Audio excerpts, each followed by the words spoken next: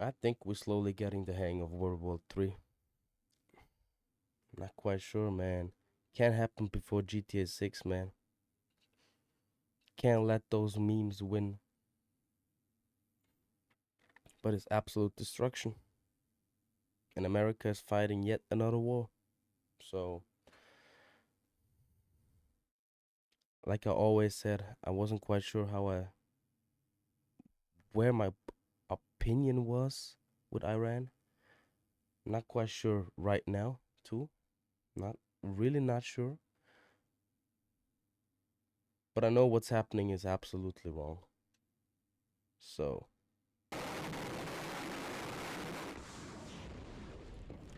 yeah. God damn.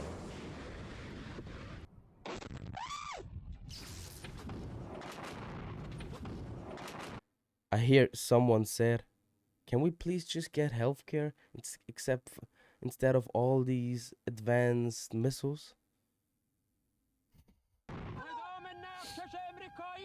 The president said, watch what happens to these deranged scumbags today. And he wasn't kidding. Moments ago, Central Command executed one of the most powerful raids in the history of the Middle East, totally obliterating every military target in Iran's crown jewel, Karg Island. For reasons of decency, the president says he's chosen not to wipe out the oil infrastructure on the island, but says if Iran interferes with oil flows on the Strait of Hormuz, he'll immediately reconsider I wonder why. his decision. A lot of big hits today, a lot of big wins today, as you probably have heard militarily. And I think it's going very well and very good control. We'll see what's happening with the Straits. They continue to try and sabotage their own country in the Middle East, but it's been very, very strong militarily. Karg Island's Iran's main oil export terminal. 90% of its oil sales flow out of that island. Yeah, of course. I mean, like, you wouldn't believe how big the reserve of oil is there. It's like 10 times what he seized in Venezuela. Believe me, it's absolutely wild. And why is he going after countries that could eliminate his national debt or minimize it? Ask yourself all these questions. Why are they portraying that image to the public? Why are they doing it now? Why hasn't he done it earlier? These are all questions that should be answered.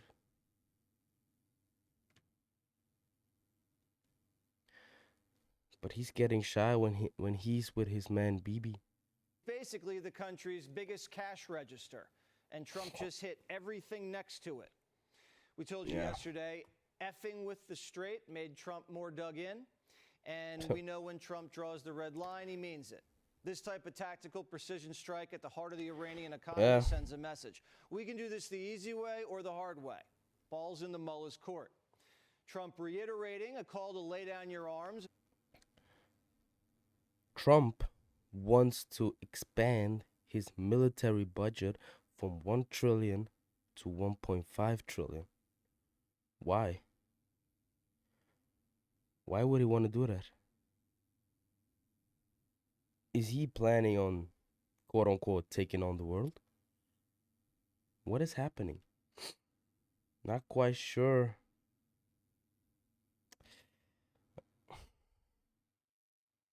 Surrender before it gets worse. Chairman of the Joint Chiefs promises to unleash the heaviest night of firepower of the war. Listen. Today will be our heaviest day of kinetic fires across the operating area.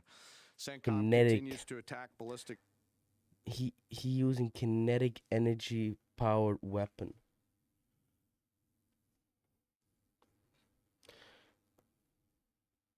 Yeah, I'm starting to feel like those UAPs and all those advanced technologies that we might think is extraterrestrial.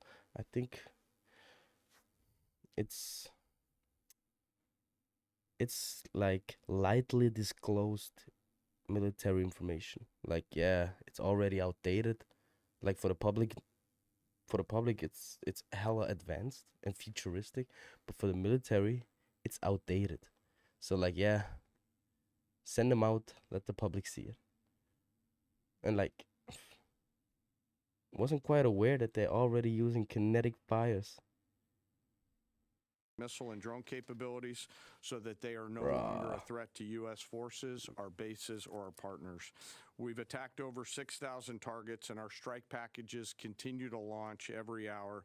The Secretary of War says we're dialing it up, a 20% increase in strikes. And 99% of the strikes are when we're flying right over the target. And the intel picture is crystal clear. Our intelligence just gets better and better. That feedback loop feeds itself.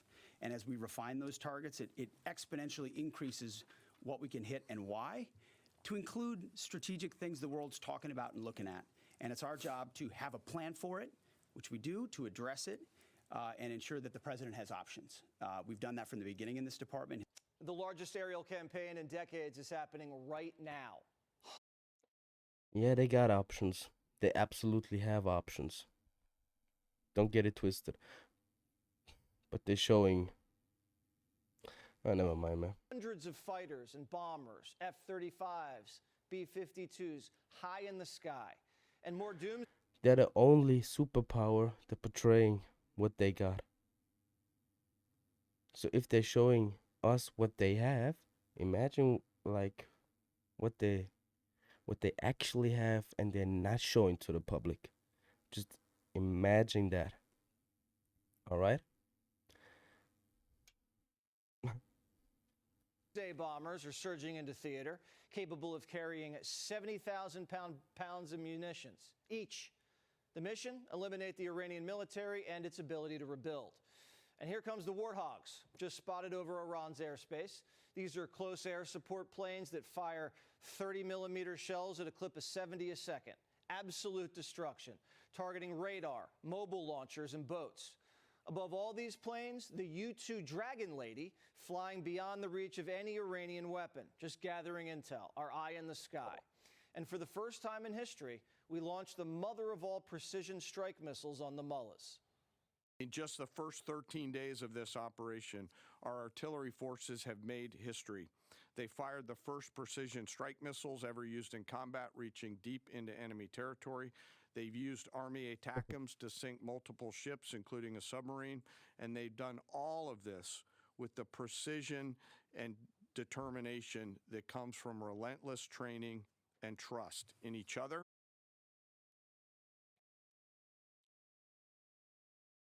Iran went back to the 101 military warfare.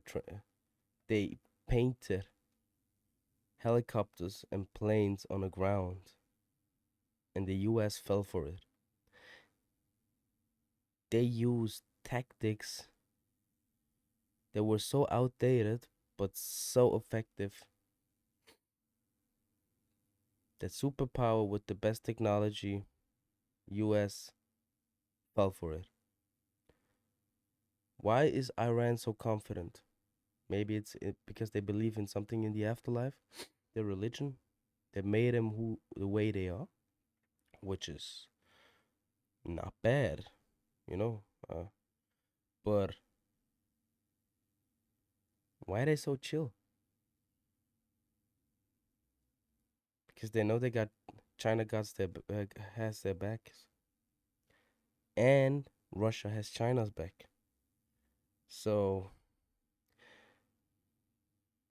if they're not careful, they can very well escalate this situation. And in their weapon systems. The target, Iran's military-industrial complex. Soon and very soon, all of Iran's defense companies will be destroyed.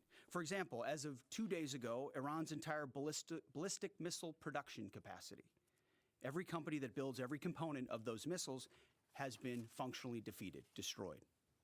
Buildings, complexes, and factory lines all across Iran destroyed. We're decimating their defense industry. This would be like if someone wiped out Raytheon, Boeing, Lockheed Martin, their headquarters, all their production plants. We're still in phase 2 of Operation Epic Fury. The defense industrial base is going to get pounded, and so the regime can never rearm. The Iranian leader, Nepo Khamenei, has no response. He's hiding in a cave, nursing his wounds. Desperate and hiding, they've gone underground, cowering. That's what rats do. We know the new so-called not-so-supreme leader is wounded and likely disfigured. Reports say Ayatollah Jr. is comatose. Sources say one or two of his legs may have been cut off and his liver or stomach ruptured.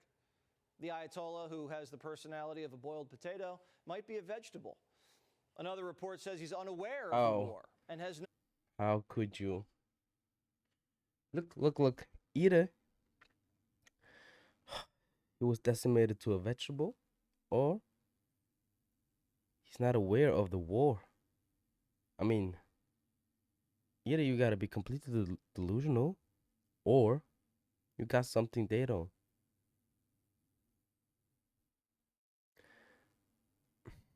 Like I said, I've never been a big fan of Iran's regime and the way they treat women and stuff like that.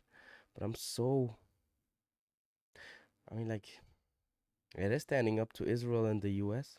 and they're like the only ones who are doing it.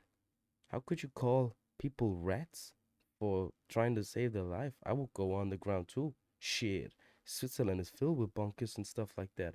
We'd be hiding on the ground too. You call me a rat? I mean, sure. Am I in a position where I can strategically advise and activate military operations and be in charge of that? No, I'm not. Am I a person who needs to be saved because I'm a public figure or a VIP or like a billionaire? No, I'm not.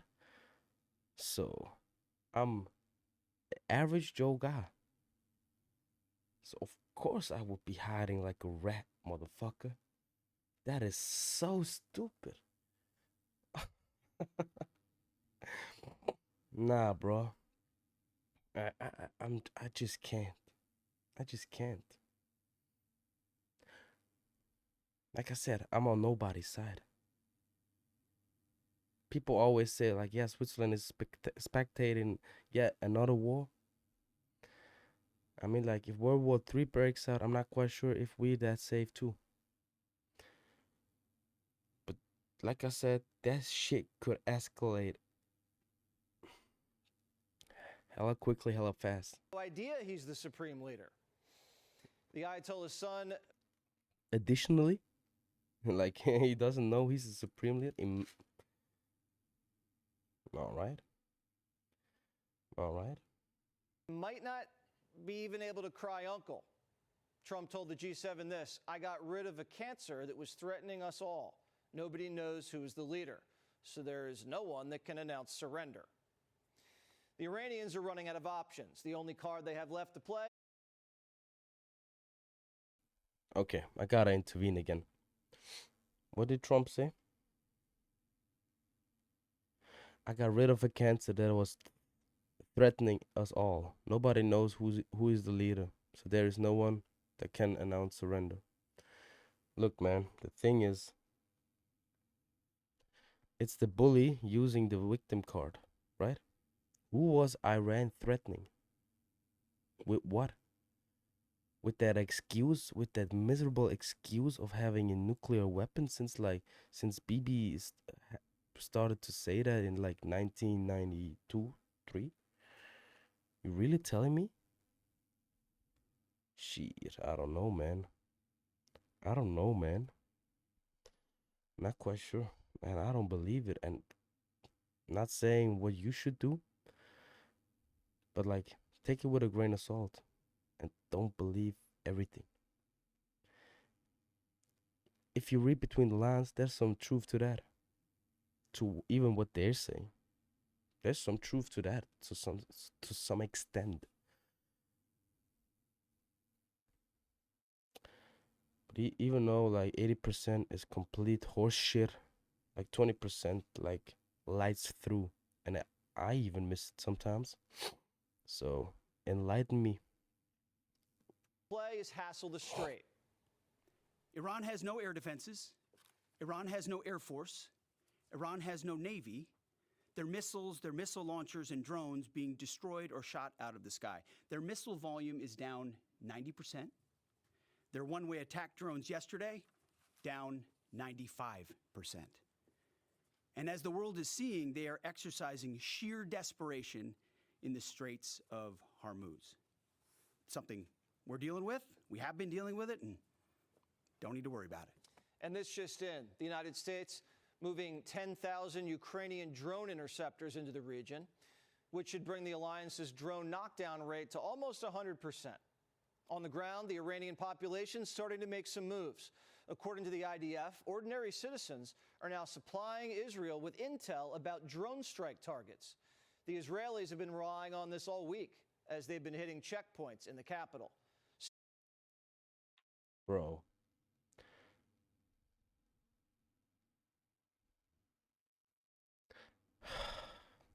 Several members of the Iranian security forces have been killed. Desertion's already It's a a factor, cancer. and it's bound to get worse. After the regime's bank got bombed this Friday, there was no payday. Meanwhile, our guys are doing what they do best. They spoke with the sense of calm pride, purpose, and clarity that tells you clearly they understand the weight of what they're doing and the people who depend on them. I asked these youngsters, these young, awesome Americans, what does that feel like? And Youngsters. one of them just Oh, he did not actually just say that. Youngsters. Ah, boy. looked at me and said, "It's awesome." No drama, no hesitation. When I asked these soldiers yesterday, what is it that you need from the secretary and I, they looked at each other, paused for a moment, and looked back at me and said, "More rounds, sir." It was awesome. The commander-in-chief's been very clear about the mission. Iran cannot have a nuclear weapon, and they can't threaten American interests with missiles, ships, and drones. That is such a bullshit excuse. Like I said, always that nuclear part. If China actually has a hydrogen bomb, even though like I've read that the scientist who was in charge of developing the weapon, or like who invented it even, or like the procedure to make a hydrogen bomb, whatever, those particle movement, whatever, that he was US citizen. So man,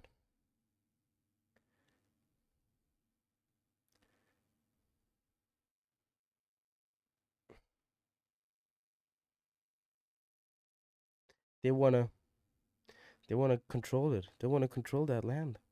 I mean, like it must be obvious, right? Because Israel has a nuclear weapon. Ever like since like always, U.S. has one, Russia has, Chinese has. I'm not saying yeah, let them have it, because like there's a whole lot of aspects that we don't know about. Like the regime could actually be a fucking disgrace to the world, but I'm not believing it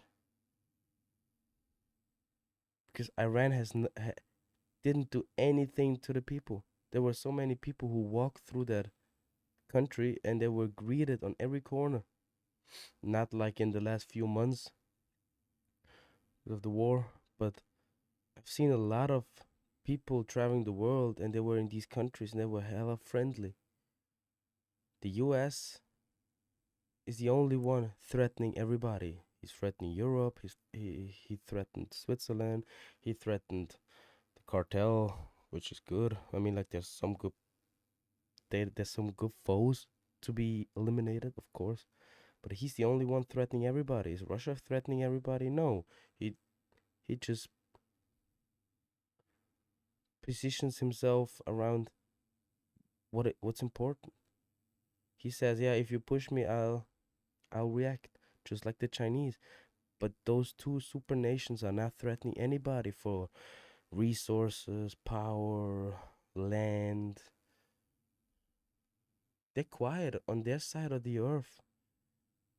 I'm thinking getting the hell out of Europe. Because Europe has always been the battlefield. In every war. I mean, like, we got Ukraine and shit like that. Now we got Iran next to it. Getting bombed to pieces. Ukraine is all of a sudden not important anymore. Feels like that shit has been devoured from the media and stuff. Feels like that stuff has, yeah, that's a few years back. Oh, it feels like Russian Ukrainian military conflict. That's not a war. I'm sorry. Iran is not a war too. These are military conflicts. And there's a small front line. A war, a world war looks different.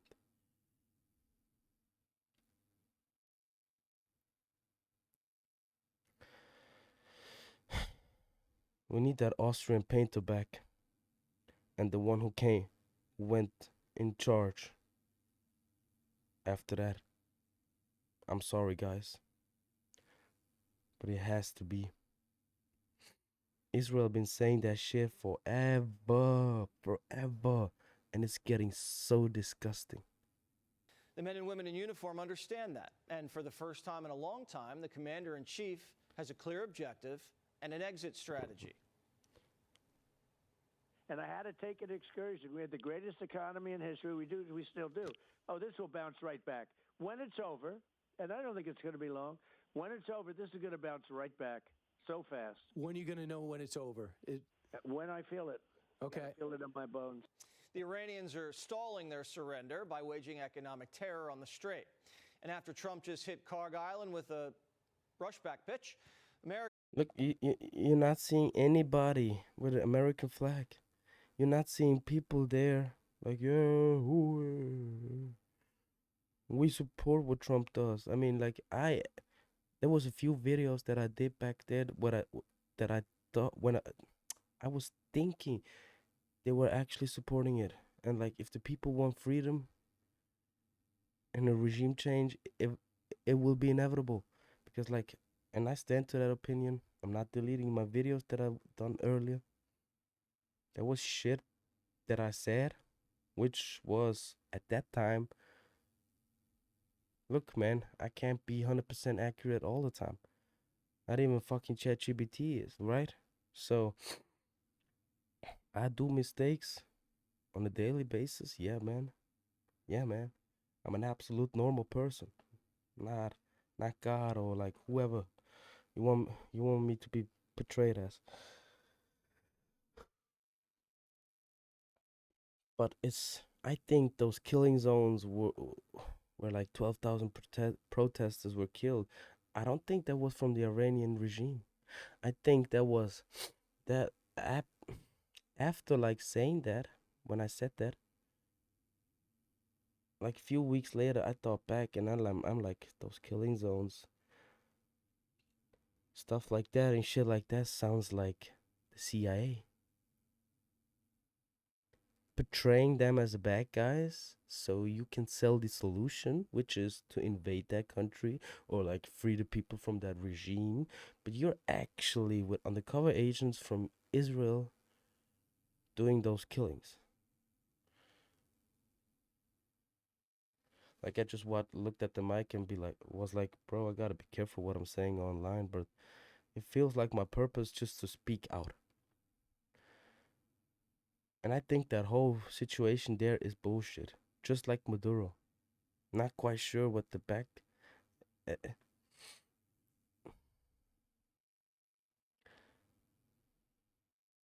Maybe with these countries being invaded and taken control of, they get a step closer to their real enemy. Real enemy. Like... is surging additional assets into the region. The No one is USS supporting Tripoli is it. leaving port in Japan and making its way to the Middle East. I don't get This it. is the amphibious assault ships, basically like a Do you? light carrier capable of fitting Not quite sure. I mean, like, if anybody... up to 30 aircraft. Enlighten a full me. squadron suited for swatting drones and attacking speedboats in the Strait, plus a Marine expeditionary units on board, 2,500 Marines, a ground combat unit, attack helicopters, F-35s, a logistics unit, a command team, which is a sign that the Strait, the coastline, and maybe Karg Island could see some more action soon. We already have the USS Gerald Ford and the USS George H.W. Bush in the region, plus anti-mine vessels. Some of the most advanced in the world are forward deployed. You're looking at the literal combat motherships. Things can detect a mine like a bloodhound. The Navy could also deploy sea drones that identify mines and blow them up at a distance. The Secretary of War said there's been no evidence that the Iranians have mined the strait, but Central Command's ready. The only thing prohibiting transit in the Straits right now is Iran shooting at shipping. It is open for transit should Iran not do that. Now, there's a reason why we chose, as one of our primary objectives, destroy the Navy. We understood the ability to interdict shipping is something Iran has done for 40 years. It's key terrain. They've used it as leverage. The world is seeing what they'll do to fight back in that context. And so we've heard them talk about taking various measures, and we're planning for all of them. CENTCOM wargamed the strait closure, which is why the generals are completely annihilating Iran's offensive power first, before undertaking an anti-mine and tanker convoy operation. We've done this before, when the Iranians tried closing the strait during the tanker wars in the 80s, in the battle against the Iraqis. It's like football. You got to block first, open the hole, then run through it. If the military can execute, we'll win the Battle of Hormuz. The air campaign has to come before maritime operations. And Trump says the escorts will be happening very soon. And we might be getting backup. The Italians and the French are already in negotiations with the mullahs to back off the strait. And the British Navy might provide ships for the tanker escorts. The president watching closely the price of oil. Today it closed around $100 a barrel. But preventing Iran from getting a nuclear weapon is more of a priority than oil prices, he says. I'm done with that statement. I mean, like, I'll stay true to my opinion and to the fact. If I were an American, I'd get the hell out of there. No, but for if I were an American, bro, I would have voted for Trump too instead of Kamala. There was no that's an absolute no-brainer, and it still is to this day.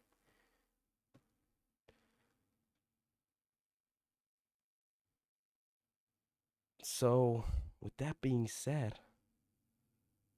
but like everything else is more important than oil prices, healthcare, stuff like that. Yeah. Absolutely wild. Absolutely wild. I'm not quite in favor of it. Did I like it? Yes, I absolutely did. But accidentally. I'm gonna keep that in the video too. Because, like, I want to be wrong sometimes. Please prove me. Sometimes I spray paint some bullshit on the microphone. But that's just who I am. Right? I'm a person. I'm a people. Gotta go back to grammar school before I attempt to even do in the next video, right? Right. That's his justification, and why he calls the operation a little excursion. What's your message to voters who may be concerned about the potential for rising gas prices? Well, I think your gas prices, as soon as that's over, are going to come tumbling down along with everything else. I think it's going to be, you're going to see a very big decrease in the price of gasoline, gas, anything having to do with energy. If and hopefully when the operation is successful, oil could fall back down into the 50s. That's where Trump had it in January. The cost of living's always been a concern for the commander-in-chief, and he seems confident in the mission. Yeah, let's see. Let's see. But he's been lying since he got into office. I mean, like I said, I'd rather choose Trump over any other. Not any other, but like out of those two who were running for office, I choose the lesser evil. Absolutely. So, yeah. Let's see how it turns out.